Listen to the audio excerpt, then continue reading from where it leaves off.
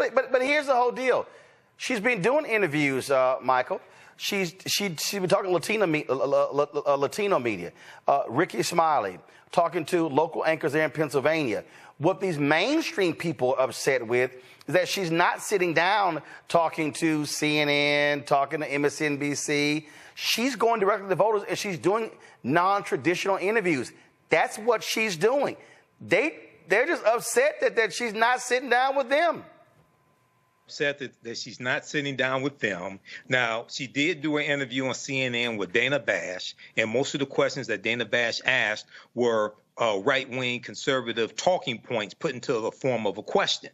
What happened last night, I watched it last night. It was in Farmington Hills, Michigan. This was a fantastic virtual town hall meeting, and they took questions from voters. And what the problem here with mainstream media, keep in mind, we've talked about here on a number of times over the past 3 years, those hit pieces that the Washington Post, New York Times, other mainstream media had attacking Vice President Kamala Harris. And then they would do a 15-minute BS segment on CNN or MSNBC about those hit pieces. So now that she is so hot, right? Now they want sit-down interviews with the same person that you've been criticizing and dogging for the past 3 years. So she's circumnavigating the BS with mainstream media and going to Oprah, going to Ricky Smiley, going to African-American talk show hosts, also people like daytime talk show hosts. I think she was on either Jennifer Hudson or one of those shows, things like that. She's doing that type of media, okay? So she needs to keep doing that. She doesn't need to do I don't think she needs to do a lot of that mainstream media interviews. What happened last night with Oprah, they need more of that. That will garner more views and more interest than the mainstream media interviews like with Dana Bash on CNN. Yeah, I mean, I think what's interesting here, Matt. Look, I get it. We're still waiting for an interview with her. They've been promised that we're going to get one. And the bottom line is, she doesn't have to go to them. And see, they want to be the gatekeepers here. They want to be able to control the information flow. We're now living in a different world. Here's a perfect example. Last night, okay, at its peak, there were 297,000 people who were on Kamala Harris's YouTube channel, okay? Oprah's YouTube channel had 100,000. There were about 20,000 that were on their Instagram pages. We had 10,000 watching on our page. Now, Facebook, I think Twitter had about 200-some-odd thousand. Facebook suppresses video content, news content, and definitely black news content. Oprah has 21 million followers on her Facebook page. There were only 1,700 people watching live on Facebook. Vice President Kamala Harris, her page, I think about 5.4 million, I think. They had about 4,700 people who were watching. We have 1.3 million on Facebook, only 230 watching. So Facebook is purposely suppressing content. The reality is they can go directly to the people. They don't have to sit down and talk to mainstream media. And the New York Times is still pissed they haven't gotten a one-on-one interview with President Joe Biden during his presidency. And so their deal is, you keep crapping on us, we ain't got to talk to you. Yeah, I often agree with Michael on this show, but I think he hit the nail on the head in talking about, the reticence I would have if I were on her team and if I were her to do mainstream media interviews after you've been, doing everything you can to knock me down since I've been the vice president, right? So it's a supply and demand thing. The demand is overwhelmingly high. Everybody wants to hear from you, so you control who you talk to. And not only do you control who you talk to, you control how you talk to them, the narrative, right? The stump speech and the points that you're delivering every time that you speak. So, if she had an issue getting coverage to voters, then it would make sense for her to go on mainstream media and capitulate to Jake Tapper and whomever else thinks they get to control how her campaign gets its narrative out. But she didn't have to do that because the entire world wants to hear from her right now, so she can control who she talks to. And especially at this point when you have, as her own campaign manager has termed it, a quote, margin of error race, I think they have to be strategic in what they say, when they say it, and how they say it, especially because Mr. Walz, to much of his credit, has unfortunately had to put his foot in his mouth many times over the years. And I think they're trying to control any potential damage that could come from situations where they're not completely in control. So I don't think they have any duty to do that, nor do I think they have a need, because the demand is so high, they control the supply. Not only that, when your strategy is working, it's working. So remember I told you when the Teamsters made their decision not to endorse because of this so-called straw poll showing 59% of their voters wanted Trump and only 34% wanted Vice President Kamala Harris. And then all of a sudden you had Teamsters in Pennsylvania and Michigan and Nevada and California and all around the country supporting Vice President Kamala Harris. Well, guess what? The Teamsters General President Emeritus, Jim Hoffa, released his own statement, and he is not happy. Quote, this week, the International Brotherhood of Teamsters Union made a choice to not endorse a candidate in the presidential race between Vice President Kamala Harris and former President Donald Trump. This is a critical error and, frankly, a failure of leadership by Sean O'Brien. This election is too important for our union to not do its duty. We must take a stand for working Americans. There's only one candidate in this race that has supported working families and unions throughout their career, and that is Vice President Kamala Harris. Kamala Harris has demonstrated an unwavering dedication to the principles that matter most to working families. Her advocacy for fair wages, workplace safety, and comprehensive labor reforms aligns with the core values of the labor movement. In my 23 years as General President of the Teamsters Union, I oversaw the endorsement process through 6 presidential races. In every case, we supported the candidate that demonstrated a proven track record of fighting for working Americans and unions. One of the greatest assets our union brings in the political arena is our ability to mobilize our membership and put boots on the ground to support pro-labor candidates. By the IBT choosing to not endorse Harris Walz, the invaluable impact those grassroots efforts represent will be absent in critical battleground states.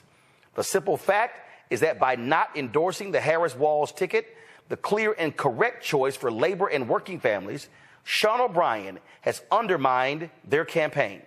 With 48 days left until the election, the Teamsters Union had a chance to have a positive effect on the outcome of this election. Every major union has endorsed the Harris Walz ticket.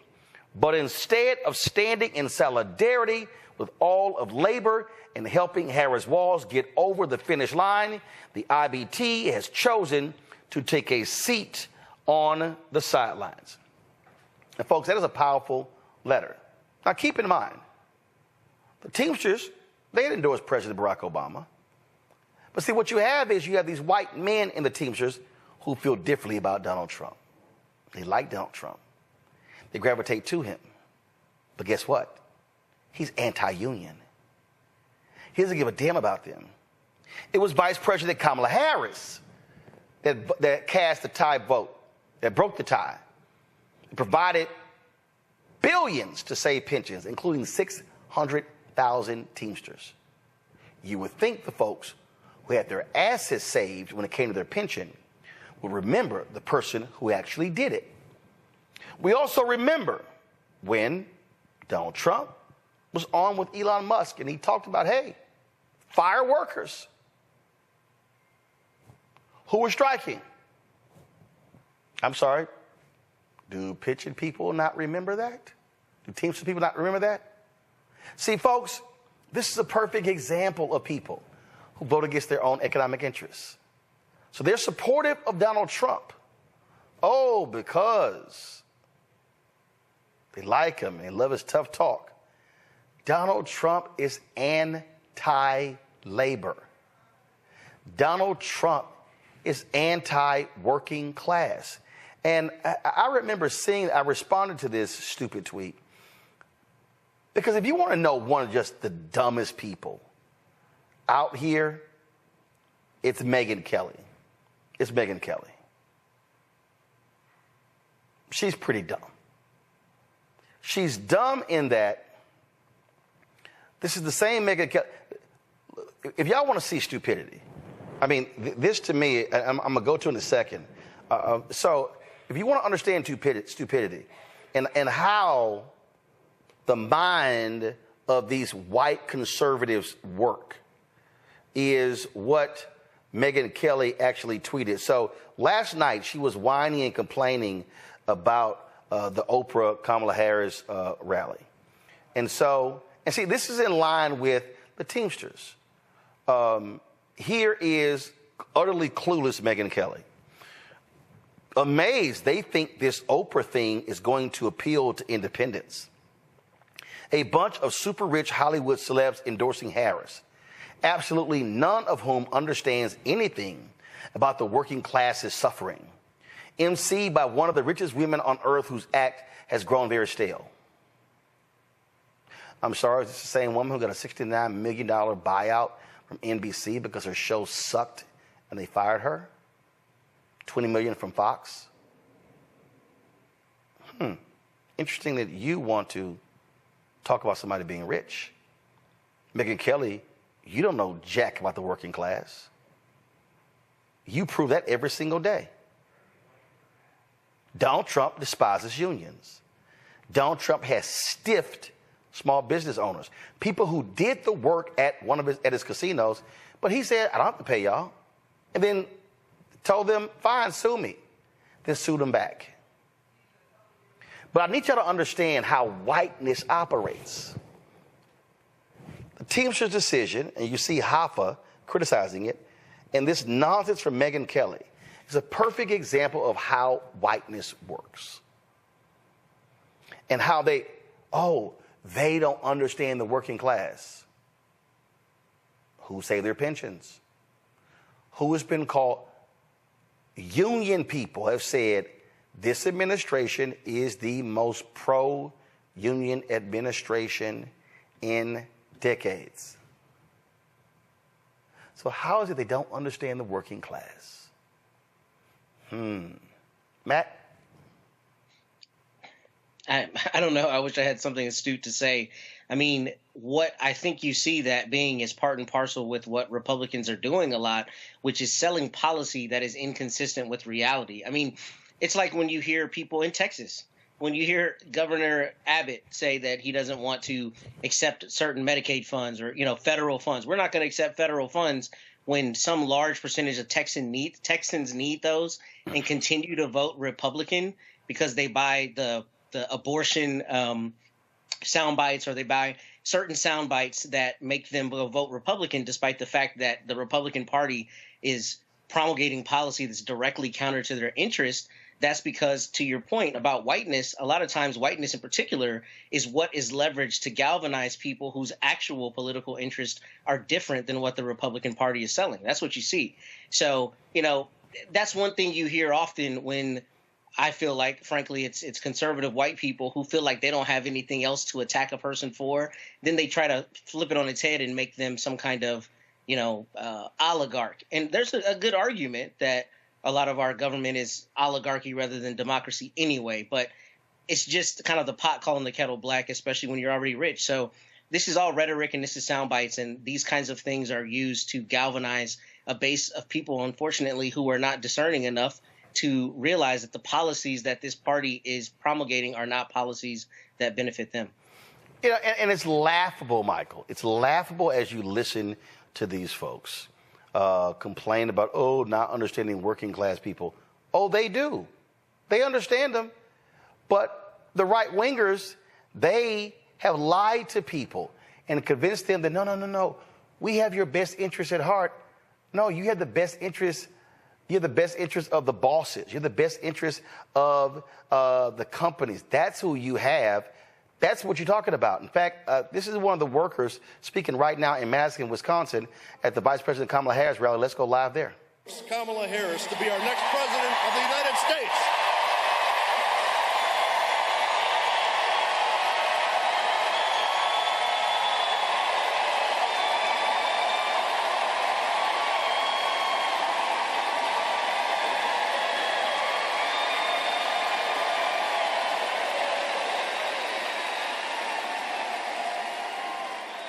We are standing with over 1 million other Teamsters and retirees who have endorsed Kamala Harris because she spent her career fighting for working families and as vice president in the most pro-union administration in history, she worked with the Teamsters and other unions and our own U.S. Senator Tammy Baldwin to pass the historic Butch-Lewis Act, which saved the pensions of over 1 million retirees to date.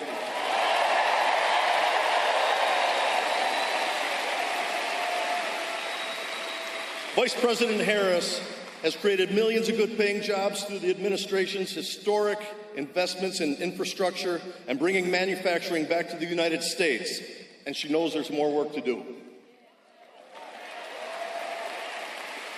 All right, folks, having an issue there. We're going to go back live to that rally in Wisconsin, so let me go ahead and get that all queued up for you there. And you see what the campaign is doing. They're very quickly pivoting to these workers, showing you exactly, showing you what they're doing. Okay, let's actually go. All right, guys, y'all got it? Let's go. Workers. Trump's Project 2025 agenda would go even further, attacking the abilities for unions to organize. The bottom line, Trump is a scab.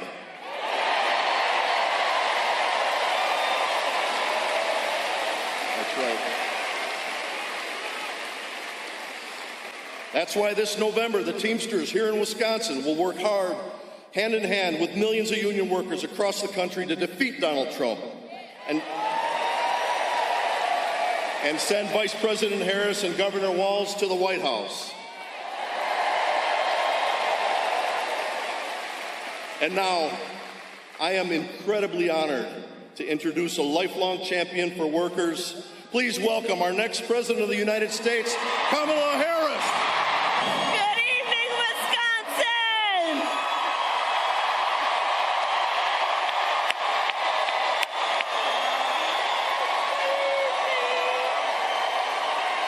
And it's great to be back in Madison!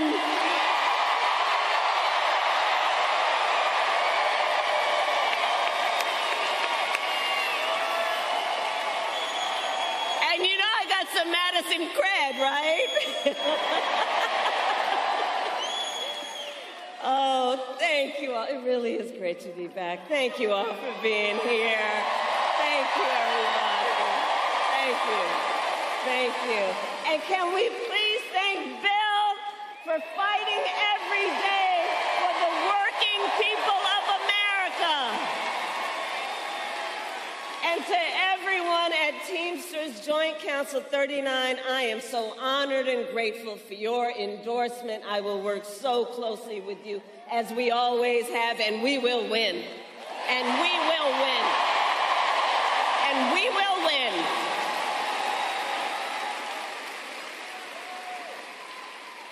And it's so great to be with all of the leaders who are here. This is an auditorium full of leaders, including our dear friend and your governor, Tony Evers.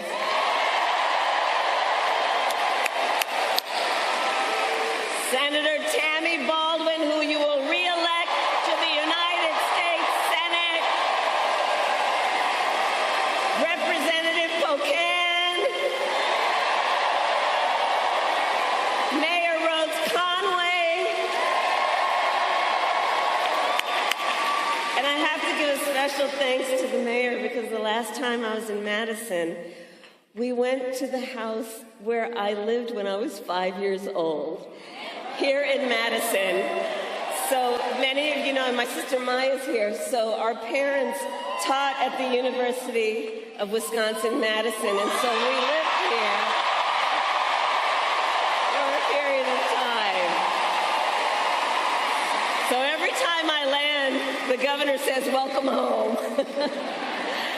So thank you all to all the leaders who are here, elected leaders and community leaders and just neighborhood leaders, family leaders, all that you are. Thank you.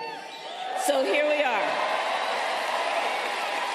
All right, we got work to do. 46 days until the election. 46 days until the election. And what we know, this is going to be a tight race until the very end.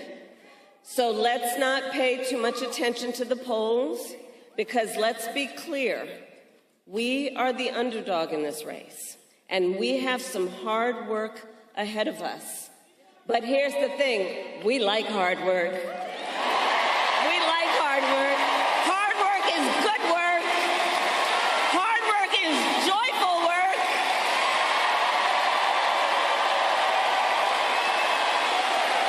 And with your help in November, we will win. We will win. So, some of you might have seen the debate last week that I had with Donald Trump. It was fun. And I talked about issues that matter to families across America, like bringing down the cost of living, investing in America's small businesses, protecting reproductive freedom,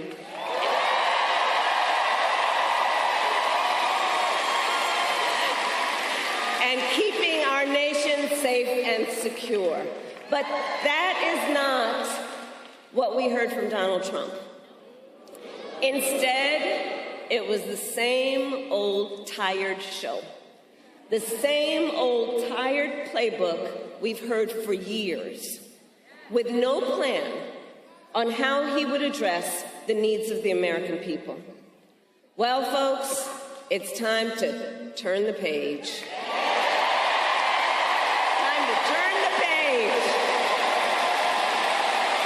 America is ready to chart a new way forward. We are ready.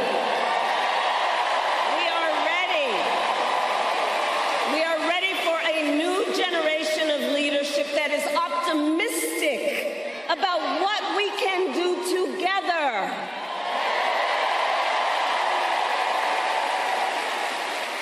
Because we're tired of all that division and hate they're pushing.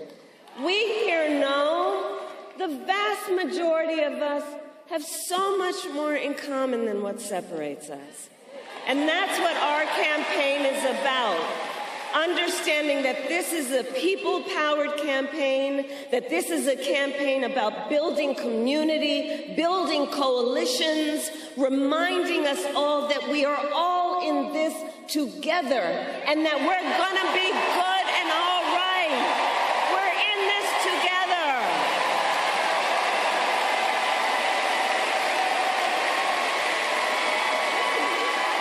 Which is why Democrats, Republicans, and Independents are supporting our campaign.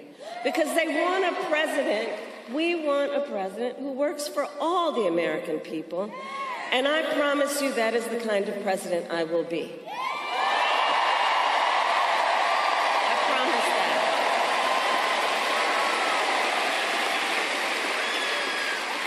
Now, many of you know my background. My entire career, I have fought for the people. As a young courtroom prosecutor in Oakland, I stood up for women and children against predators who abuse them. As Attorney General of California, I took on the big banks and delivered $20 billion for middle-class families who faced foreclosure because of predatory lending practices.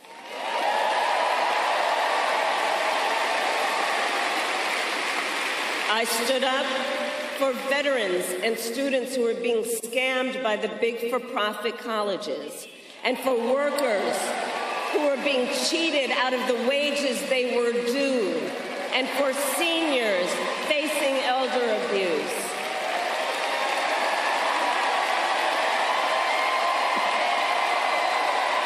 And as president, I will fight on behalf of all communities and all Americans, and together we will build a brighter future for our nation.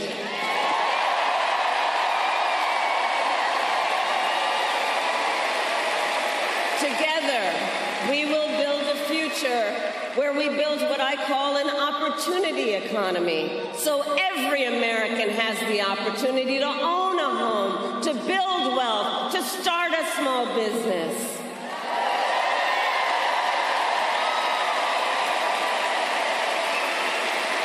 And I'll tell you, I love our small businesses. For the small business leaders who are here, can you raise your hand?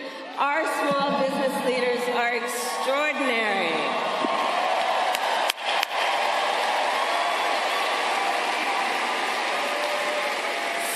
know, growing up, before our mother could afford to buy a house, we lived in an apartment above a child care center.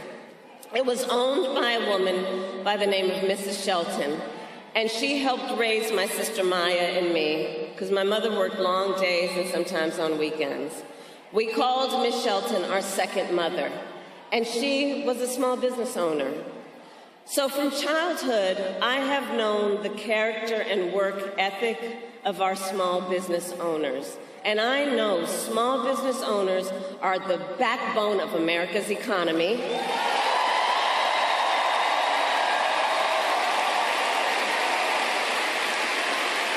Which is why my plan offers a new way forward and will give a $50,000 tax deduction to help entrepreneurs start their small businesses.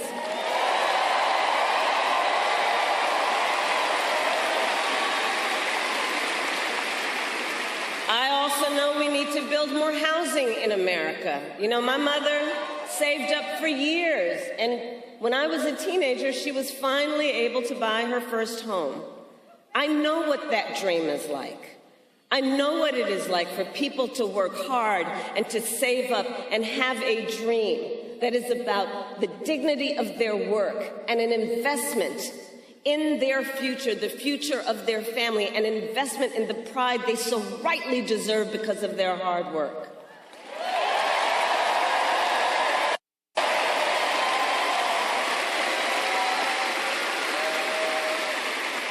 But right now on the affordable housing issue, look, we have a shortage of housing in America, and it's contributing to driving up prices. So with my plan, we are going to cut red tape and work with the private sector to build 3 million new homes by the end of my first term.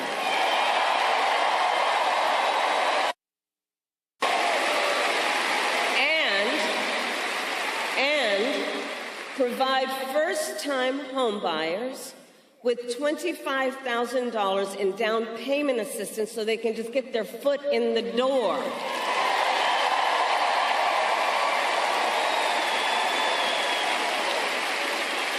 Because unlike my opponent, who was basically handed $400 million on a silver platter and then filed bankruptcy 6 times, most people need to just have the opportunity to actually get their foot in the door to achieve their dream and their aspirations.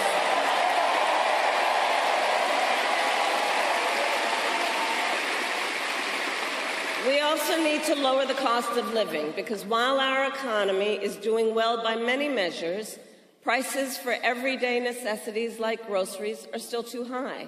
You know it and I know it. I plan to lower costs on everything ranging from healthcare to groceries, including taking on corporate price gouging.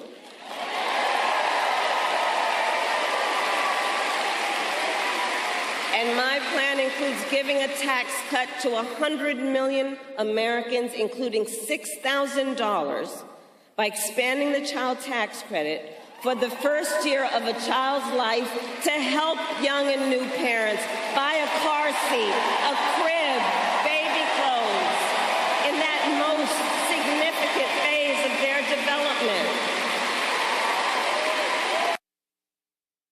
And all of this is to say, I will always put the middle class and working families first. I come from the middle class, and I have never forgotten where I come from. And I never will. And I never will. Now, Donald Trump, well, he has a different plan. And in many ways, you've heard me say before, he is an unserious man. But the consequences of putting him back in the White House are extremely serious. Extremely serious. Just Google Project 2025. By the way, can you believe they put that thing in writing? I mean, they put it in writing, they had it bound, and they handed it out. You look at what he's up to. Donald Trump will give billionaires and big corporations massive tax cuts. He intends to cut Social Security and Medicare. impose what I call a Trump sales tax, because here's the thing. What he is proposing would be a 20% tax on everyday necessities, basic necessities, which economists estimate will cost most working families more than $4,000 a year extra. Think about that. And on top of all of that, he intends to end the Affordable Care Act. Remember, he tried 60 times when he was president. In fact, together with Tammy, I was a United States Senator. On the floor, I don't know where she is right now, but she'll remember, and we've talked about this. We were on the floor of the United States Senate in the middle of the night when one of those votes was up, when they were trying to get rid of the Affordable Care Act. And we were all standing around after we all voted to protect the Affordable Care Act. And we were all standing around. And then the big wooden doors to the Senate well opened. And in walked the late, great John McCain. Remember that? And he said, no, you don't. He said, no, you don't. Remember that?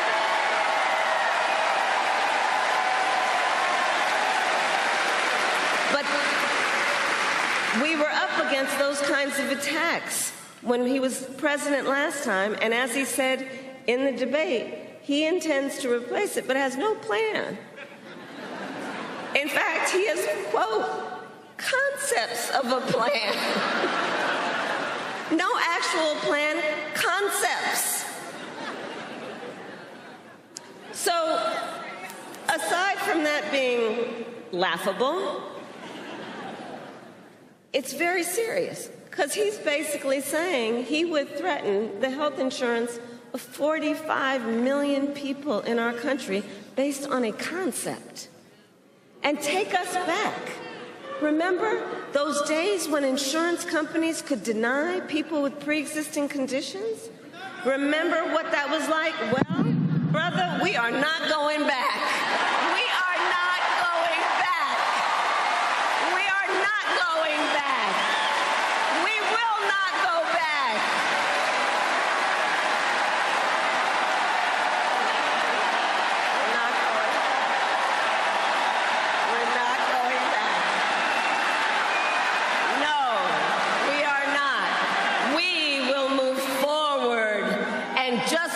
Wisconsin's state motto tells us, forward is where we go.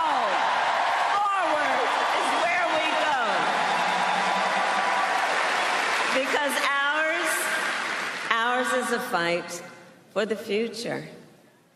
And ours is a fight for freedom.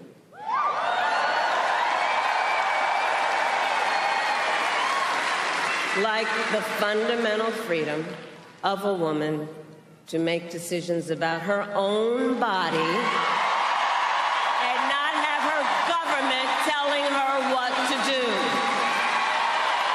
Freedom.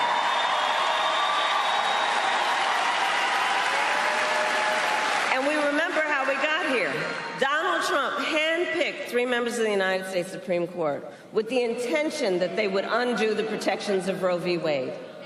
And they did exactly as he intended. And now in more than 20 states, we have Trump abortion bans, many with no exceptions even for rape and incest. It is immoral. It is immoral.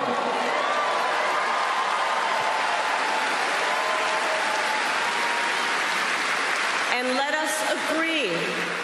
us agree, one does not have to abandon their faith or deeply held beliefs to agree the government should not be telling her what to do. Not the government. Not the government.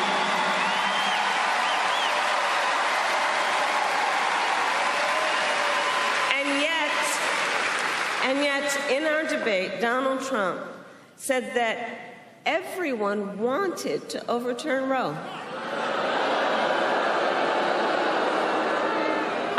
Talked with folks who are here. I have talked with women around our country and the people who love them. Women are being denied care during miscarriages. Some only being treated once they develop sepsis. They didn't want this. And we know that women have died because of Trump abortion bans. I was with a mother and the two sisters of a woman who died because of Trump abortion bans just last night.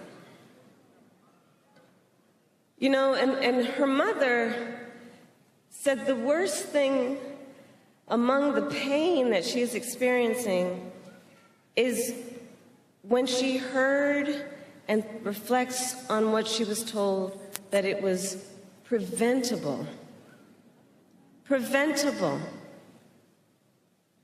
And you know, when that decision came down just over 2 years ago, we predicted this would happen. And it's preventable. You know, the young woman, she was a vibrant 28-year-old young woman with a mother of a 6-year-old son. Her name, Amber Nicole Thurman, who I promised her mother I will say her name every time. I will say her name every time.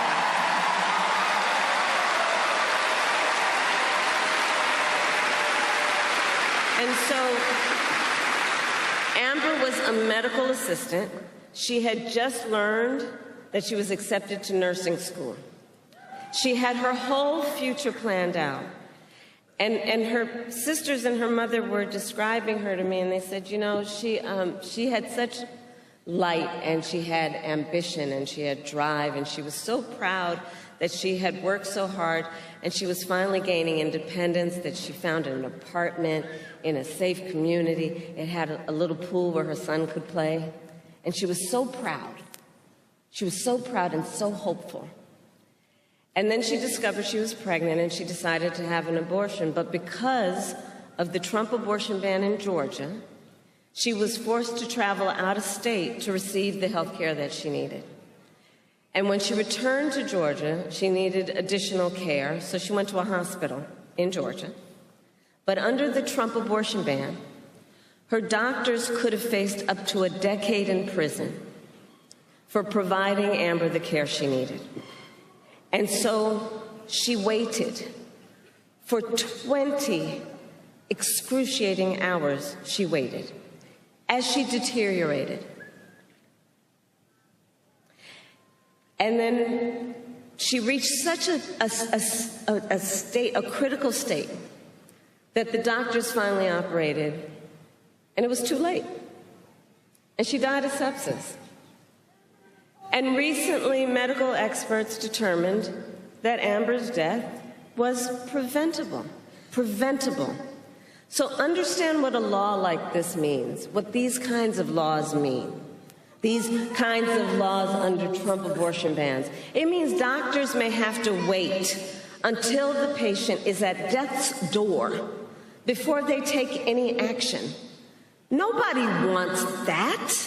What is he talking about? Nobody wants that. Are we saying we're going to craft down public health policy so that doctors only kick in when you're about to die? This is one example of what is happening around our country right now. And this is a healthcare crisis, and Donald Trump is the architect. So I will say to you, because of why we are here, we're going to get Tammy reelected to the United States Senate. And when Congress passes a bill to restore reproductive freedom, as President of the United States, I will proudly sign it into law. Proudly.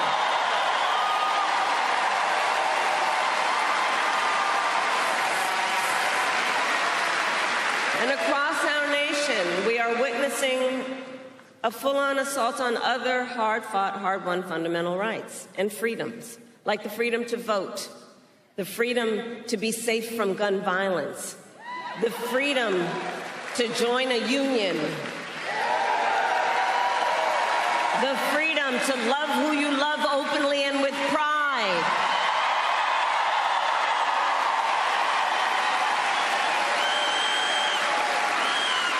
So we know what what we are up against. We are clear-eyed about what we are up against. And we remember that generations of Americans before us led the fight for freedom. And now, the baton is in our hands. Now, it's in our hands. It's in our hands. And so much is on the line in this election. And this is not 2016 or 2020. The stakes are even higher. Because, remember, 2 months ago, the United States Supreme Court basically told the former president that he will effectively be immune no matter what he does in the White House. But think about that. Think about what that means. So before, at least, there was some threat of consequence. And now the court has made this decision. Think about that. Just imagine Donald Trump with no guardrails. He who has vowed to be a dictator on day one. He who has called for, quote, the termination of the Constitution of the United States of America. And let us be very clear. Someone who suggests we should terminate the Constitution of the United States should never again stand behind the seal of the President of the United States. Never again. Never again.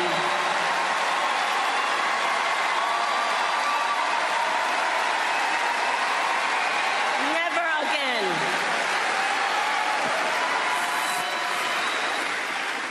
So, Wisconsin, it all comes down to this. We are here together because we love our country. We love our country. And we understand the awesome responsibility that comes with the greatest privilege on earth, the privilege and pride of being an American. The privilege and pride of being an American. And I do believe that it is one of the highest forms of patriotism to fight for the ideals of our country and to fight to realize the promise of America.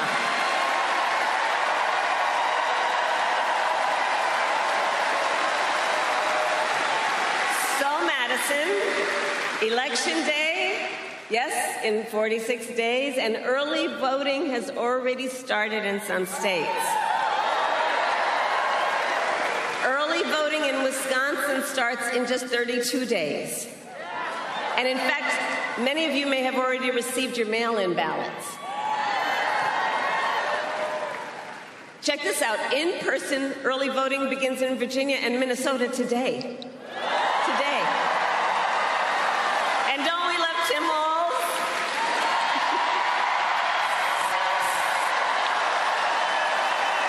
He's so good. He's so good. So all that to say, the election is basically here. It's basically here, and we have work to do.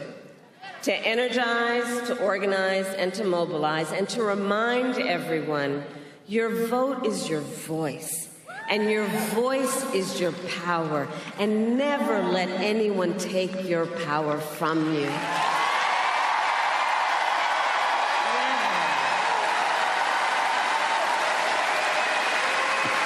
So, Madison, today I ask you, are you ready to make your voices heard?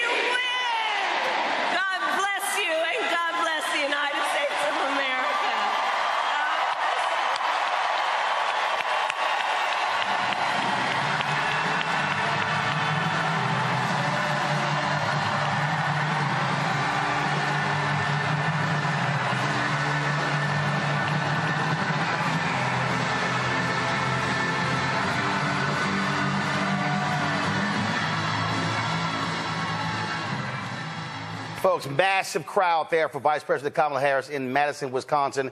Wisconsin is a critical state. When you look at polling data right now, it shows that she's up anywhere from 1 to 2 points there in Wisconsin.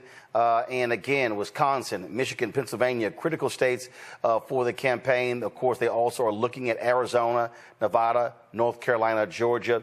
I'm going to go to my panel here. It's very interesting here, Matt and Michael, because you got your mainstream media who's constantly complaining about the lack of media interviews. And so I was watching a video a little bit earlier, and it was Jake Tapper was questioning Keisha Lance Bottoms, and he was sitting here going, well, why is she not doing more interviews, talking about policy, talking about taking these media questions, and Lance Bottoms said, well, she's been kind of busy.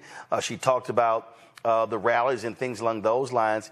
And again, she's doing exactly what, she should be doing. I'm going to go ahead and play this for y'all. I know you're going to get a kick out of this, so just watch this here.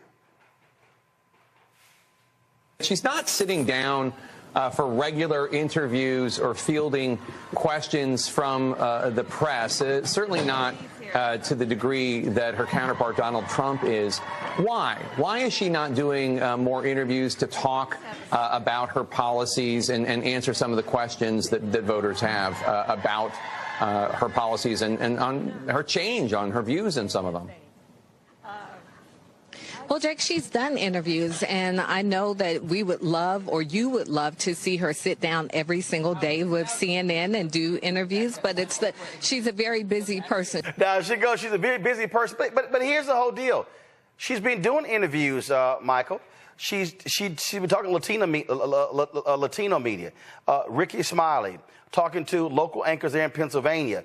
What these mainstream people are upset with is that she's not sitting down talking to CNN, talking to MSNBC. She's going directly to voters, and she's doing non-traditional interviews. That's what she's doing. They're just upset that she's not sitting down with them. Upset that she's not sitting down with them. Now, she did do an interview on CNN with Dana Bash, and most of the questions that Dana Bash asked were right-wing conservative talking points put into the form of a question. What happened last night, I watched it last night. It was in Farmington Hills, Michigan. This was a fantastic virtual town hall meeting, and they took questions from voters.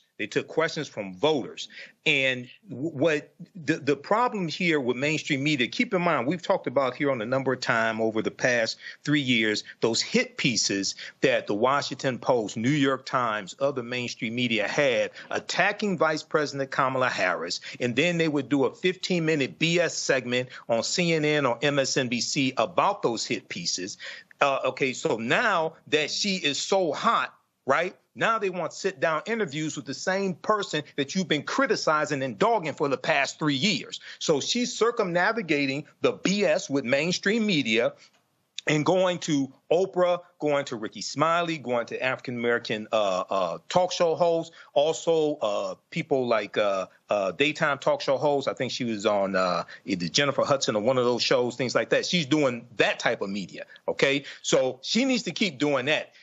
She doesn't need to do I don't think she needs to do a lot of that mainstream media interviews. What happened last night with Oprah, they need more of that. That will garner more views and more interest than the mainstream media interviews like with Dana Bash on CNN. Yeah, I mean, I think what's interesting here, Matt. Look, I get it. We're still waiting for an interview with her. They've been promised that we're going to get one, and the bottom line is, she doesn't have to go to them. And see, they want to be the gatekeepers here. They want to be able to control the information flow. We're now living in a different world. Here's a perfect example. Last night, okay, at its peak, there were 297,000 people who were on Kamala Harris's YouTube channel. Okay, Oprah's YouTube channel had 100,000. There were about 20,000 that were on their Instagram pages. We had 10,000 watching on our page. Now, Facebook, I think Twitter had about 200 some odd thousand. Facebook suppresses video content, news content, and definitely black news content. Oprah has 21 million followers on her Facebook page. There were only 1,700 people watching live on Facebook. Vice President Kamala Harris, her page, I think about 5.4 million, I think. They had about 4,700 people who were watching. We have 1.3 million on Facebook, only 230 watching. So Facebook is purposely suppressing content. The reality is they can go directly to the people. They don't have to sit down and talk to mainstream media. And the New York Times is still pissed they haven't gotten a one-on-one interview with President Joe Biden during his presidency. And so their deal is, you keep crapping on us, we ain't got to talk to you. Yeah, I mean, I often agree with Michael on this show, but I think he hit the nail on the head in talking about, the reticence I would have if I were on her team and if I were her to do mainstream media interviews after you've been, doing everything you can to knock me down since I've been the vice president, right? So it's a supply and demand thing. The demand is overwhelmingly high. Everybody wants to hear from you, so you control who you talk to. And not only do you control who you talk to, you control how you talk to them, the narrative, right? The stump speech and the points that you're delivering every time that you speak. So, if she had an issue getting coverage to voters, then it would make sense for her to go on mainstream media and capitulate to Jake Tapper and whomever else thinks they get to control how her campaign gets its narrative out. But she didn't have to do that because the entire world wants to hear from her right now, so she can control who she talks to. And especially at this point, when you have, as her own campaign manager has termed it, a quote, margin of error race, I think they have to be strategic in what they say, when they say it, and how they say it, especially because Mr. Walz, to much of his credit, has unfortunately had to put his foot in his mouth many times over the years. And I think they're trying to control any potential damage that could come from situations where they're not completely in control. So I don't think they have any duty to do that, nor do I think they have a need, because the demand is so high, they control the supply. Not only that, when your strategy is working, it's working. Last night, go ahead and play the video. This was last night. Thousands, again, hundreds of thousands were watching. Go ahead and roll it. Go ahead and roll it, guys. So they had about 400 audience members last night. You had about 1,000 people on video monitors. And again, you had hundreds of thousands of watching. If I go to YouTube right now and I click live to see how many people last night, when I click, let me see, hold up, let me go right over here. Give me 1 second. If I click live, last night's event, they restreamed it, but you see right here, 1.5 million. Guys, go to my iPad. You see right here, 1.5 million views that's just on her page. I checked Oprah's page. I think it was 351,000. So right there, you almost at 2 million. Just for the point here, for the people who are at home watching, let me show y'all this here. Y'all gonna get a kick out. Y'all gonna get a kick out of this. 1 second. So let me just go here. I'm gonna pull this up because most of y'all don't pay any attention to this. Well, I do. And let's see here, right there. Boom. Ratings. Friday. So here's a perfect event. These are the Friday ratings. I want everybody to understand something here. These are This is Friday's ratings. I go to my iPad. In the 4 o'clock hour, you had in the 25-50. This is the 25. You know what? I'm going to do total. That's 25-54. Okay. So Neil Cavuto, 1.44 million. Jake Tapper, 708,000. Nicole Wallace, 1.7 million. Then when you go to the 5 p.m. hour, the 5 on Fox had 3.2 million. Will Blitzer had 764,000. Nicole Wallace, they didn't have her ratings. 6 p.m., Brett Baer, 2.3 million. Wolf Blitzer, 750,000. Ari Melber, 1.86 million. Laura Ingraham at 7 o'clock, 2 million. Aaron Burnett, 781,000. Joanne Reed, 1.4 million. Jesse Waters, 2.8 million at 8 o'clock. Anderson Cooper, 854,000. Chris Hayes, 1.5. Guess what, y'all? Oprah Winfrey and Kamala Harris's YouTube channel combined was also 2 million. In order to get 2 million, go back to my iPad. In order for CNN to get 2 million, you got to watch Jake Tapper's show, Will Blitzer's show, and Aaron Burnett's show. Guess what? They don't need to go on CNN. CNN gives them nothing. CNN's ratings are in the trash. Why go on? Your ratings suck. So it's a smart strategy. No, the ratings suck. Right. The numbers, I need everybody watch. These are the numbers, y'all. These are the Nielsen ratings right here. Go back. These are the numbers. This is the total audience right here. So I'm sorry, Jake and the folks at CNN, they don't have to talk to y'all because ain't nobody watching y'all. They can talk to more people online or in some podcast than who watch CNN. That's just a fact, Michael. Absolutely. The cheese has moved, so this is a new day. And, one of the things that just to take this back just a few months ago when all the frenzy was the interview that Shannon Sharpe did with Cat Williams.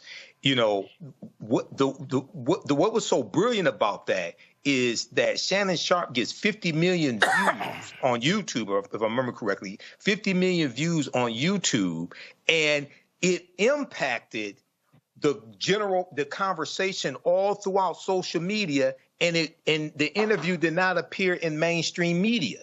This is a new day when we have more control over content and reaching the end user, well, in fact, bypass mainstream media. Well, in fact, the interview did 75 million. Well, I know at one point, so, no, I'm just saying, I heard the announcement when it broke 50 million. Right, but I'm saying on the page right now, go to my iPad. Yes. It's right here.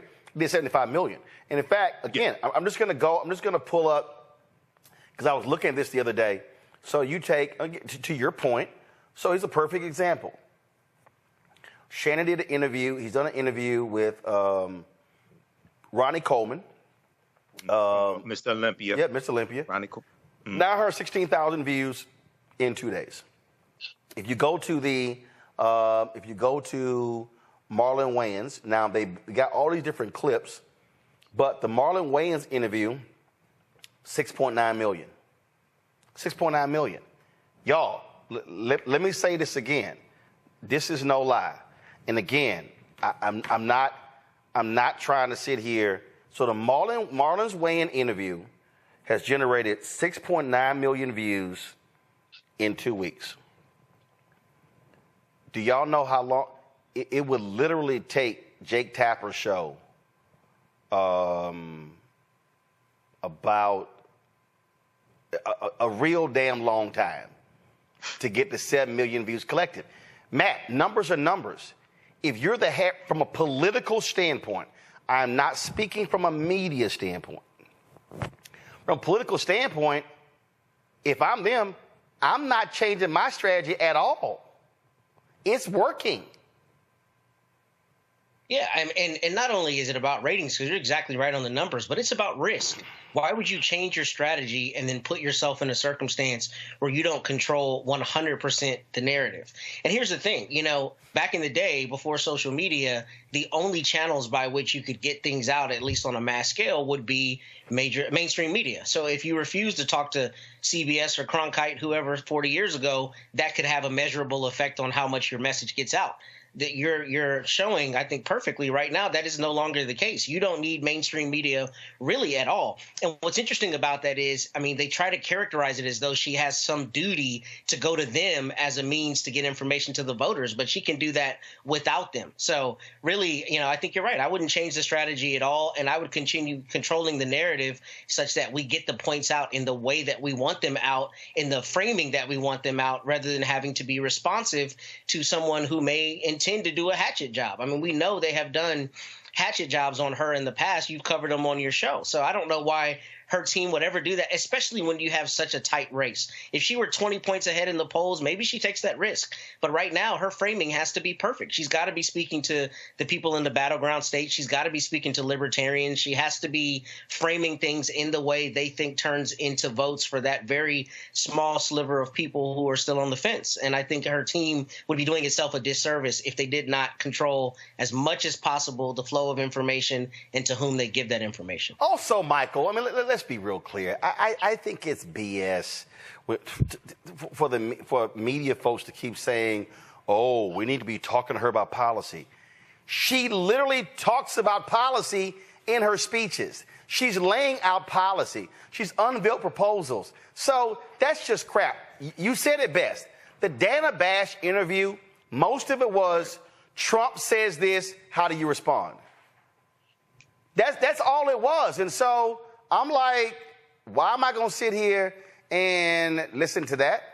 I mean, it's just, again, I understand it. I want to sit down with her. I have some questions. But again, if I'm in her political shoes, I am executing the strategy that has got me to where I am, and they've actually been executing a rather flawless plan. Absolutely. Rather flawless plan. And I'm still waiting on Donald Trump to do his press conference with the media dealing with foreign policy and answer intricate, detailed questions about foreign policy like Joe Biden did at NATO. I'm still waiting on that from Donald Trump. But yeah, the Harris-Walz campaign needs to keep doing what they're doing. And they're taking questions like that virtual town hall last night. They're taking questions from real voters, from real people about their concerns.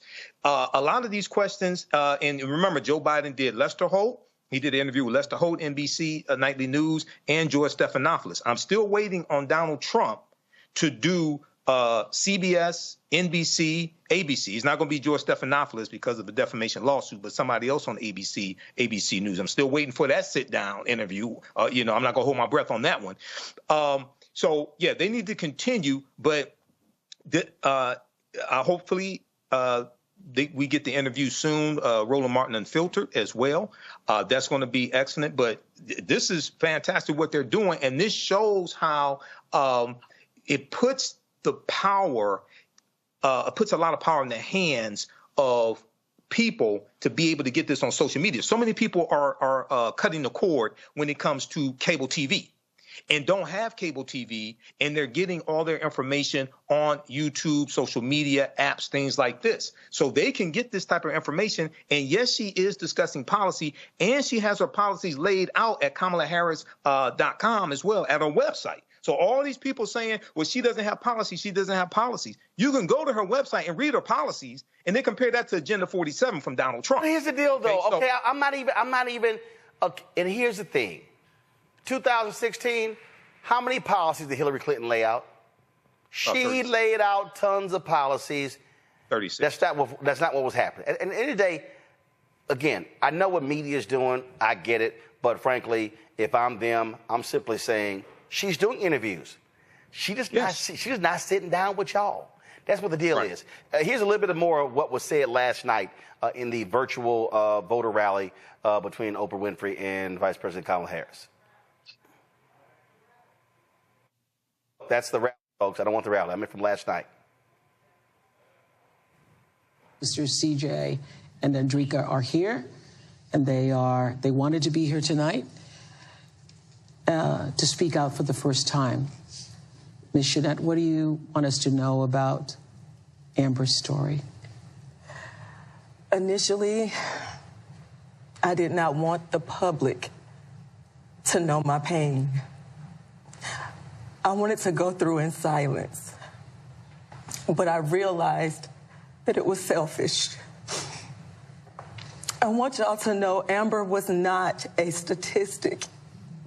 She was loved by a family, a strong family, and we would have done whatever to get my baby, our baby, the help that she needed. When ProPublica came to my home, I pushed them away. No. But Kavithia, she was persistent. She said, it was something that you needed to know. You have to hear me. Women around the world, people around the world need to know that this was prevented. That, of course, is the black woman who died in Georgia. The vice president referenced her in Madison, Wisconsin, and Atlanta. That is a powerful story, and Republicans, it's got them on their heels, Michael. Absolutely. And it should have them on their heels because they're responsible for this. They have blood on their hands, figuratively speaking, not literally. And Donald Trump took credit for overturning Roe versus Wade. And this is an example of how elections have consequences once again. There's 3 Supreme Court justices. And the other part to this is, even though this is women's reproductive rights impact men as well. And what I mean is when you have a woman like Amber Thurman who dies, that impacts the men in the family also. So a lot of times this gets painted as just a women's issue. No, it's not. It impacts both sides of the family, the man's side of the family, the woman's side of the family. It impacts uncles, cousins, male cousins, things of this nature. So I think that there needs to be another voice added to this conversation, is amplify the men who are supporting women's reproductive rights and how deaths like this, in vitro fertilization, et cetera, impacts the men as well.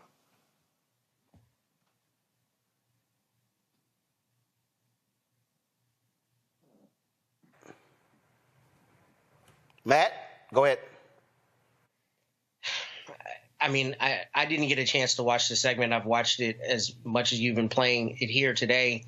And you know what I was thinking about earlier during the rally that I'm really interested in seeing if anybody's done any polling on is libertarians and their response in this election. And maybe you've seen it, maybe you have numbers on it, but it really struck me that the refrain she was using about freedom, especially in the context of reproductive freedom, seems to me to be something that would really resonate pretty strongly with anybody who is a libertarian who identifies that way, or who is, I guess, freedom-minded beyond being a part of one of the 2 major parties, to the extent that, you know, that's the thing that has not made sense to me about this particular aspect of healthcare policy.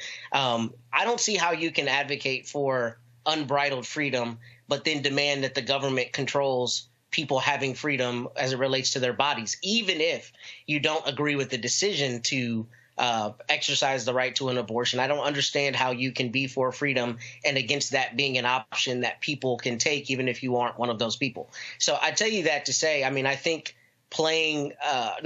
speaking to that issue is important. However, I think they have an opportunity to really make some big points as it relates to overall health care. She kind of spoke to that a little bit in the rally, but I think that is something that resonates even larger than the abortion issue, because for a lot of people, I think the abortion issue is open and shut at this point. But I think most Americans across the political spectrums have concerns about health care costs, and I think there's a real opportunity for them to hit that harder. Here's the whole deal. The issue is not folks' minds are made up when it comes to reproductive rights. This is now about driving turnout. That's why you still seeing them do it. So this is about a turnout conversation. Is that about changing somebody's mind, somebody's undecided? It's about actually driving the numbers out on the particular issues. Matt, Michael, I appreciate it. Thank you so very much for everything. Visit our website, AfricanHistoryNetwork.com, AfricanHistoryNetwork.com. You can register for the online history classes that I teach. We deal with thousands of years of history. I teach 2 online history classes, Saturdays 4 p.m. to 6 p.m. and Sundays 4 p.m. to 6 p.m. Saturdays is Ancient Kemet, the Moors, and the Ma'afa, understanding the transatlantic slave trade, what they didn't teach you in school. And then on Sundays, Black resistance movements, from Christopher Columbus to the Haitian Revolution and the Black Power movement, 1492 to 1968. So we have classes coming up this weekend. Classes on sale, $80. We do the sessions live. All the sessions are archived and recorded. You can go back and watch it any time. We have a bundle pack of courses. You can register for both classes also. I do a PowerPoint presentation with book references, articles, video clips. Even after the course is over with, you still have access to the full class. You can go back and watch it anytime. And then Ancient Kemet, the Moors, and the Ma'afa, Understanding Transatlantic Slave Trade. That meets this weekend also. You can we have the course outline here that you can download as well. So it gives you a lesson plan for each class session. There's about 100 articles that we reference. The first class is about 200 slides, 15 books that we reference. You don't have to buy any of the books to follow along in class. Click right here to download the lesson plan also, okay? I show you the, it's a very visual class, so I show you the excerpts of the books right on the screen, all right? Okay, so the content is PG-13. You can use this with your children as well. I don't do a lot of cursing. It's not overly vulgar or anything like that.